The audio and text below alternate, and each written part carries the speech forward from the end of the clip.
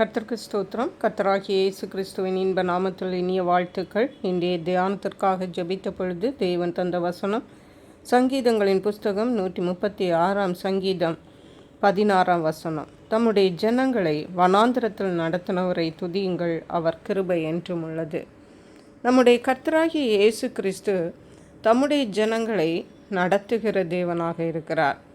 சில வேளைகளிலே அவர் தம்முடைய ஜனங்களை வனாந்திரமான கடினமான சூழ்நிலைகளின் வழியாக நடத்தலாம். ஏனென்றால் அதன் மூலம் அவர்களுக்கு நன்மை இருக்கிறது என்பதை தேவன் அறிந்திருக்கிறார். இஸ்ரவேல் ஜனங்களை எகிப்தின் அடிமைத்தனத்திலிருந்து விடுவித்து அவர்களை வெளியே கொண்டு வந்து அவர்களை செங்கடலுக்கு முன்பாக அவர்கள் வந்து நின்றார்கள். அப்படியாக தேவன் நடத்தினார். அந்த செங்கடலிலே மகா பெரிய அற்புதத்தை செய்து செங்கடலை பிளந்து அவர்களுடைய சத்துருக்களாகிய பார்வோனையும் சேனையும் அங்கே செங்கடலிலே அழித்து போட்டார். மட்டுமல்ல, அதன் பிறகு இஸ்ரவேல் ஜனங்களை தேவன் வனாந்திரம் வழியாக நடத்தினார்.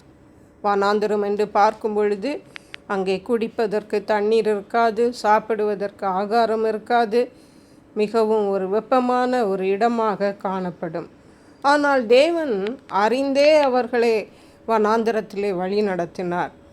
இந்த வசனம் சொல்லுகிறது, தம்முடைய ஜனங்களை வனாந்திரத்தில் நடத்தினவரை துதியுங்கள், அவர் கிருபை என்றும் உள்ளது. ஹல்லேலூயா. வனாந்திரம் வழியாக தம்முடைய ஜனங்கள் வரும்பொழுது அவர்களை நடத்த அவர்கள் கூட அவர் இருக்கிறார் என்பதை நாம் தெரிந்து கொள்ள வேண்டும்.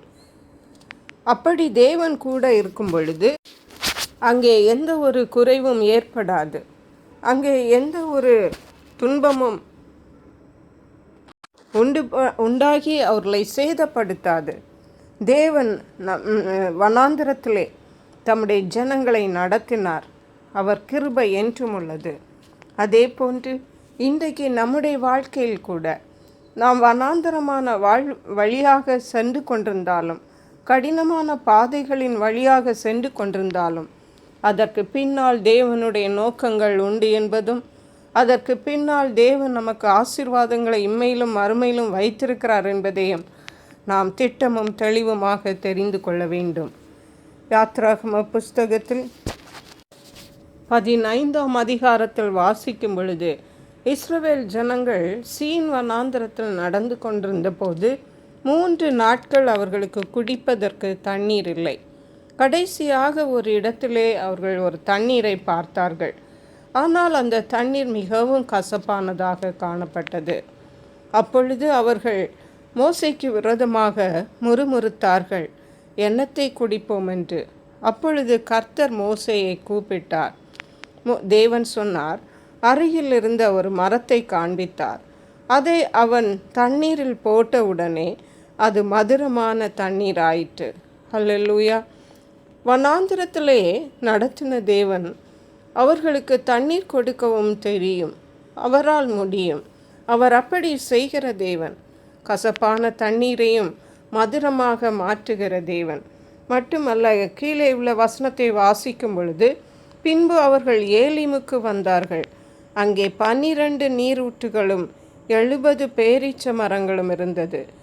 அங்கே தண்ணீர் அருகே பாளையம் இறங்கினார்கள். தேவனுக்கு வனாந்திரத்திலே நடத்தவும் தெரியும், ஆசீர்வாதமான வழிகளிலே நடத்தவும் தெரியும்.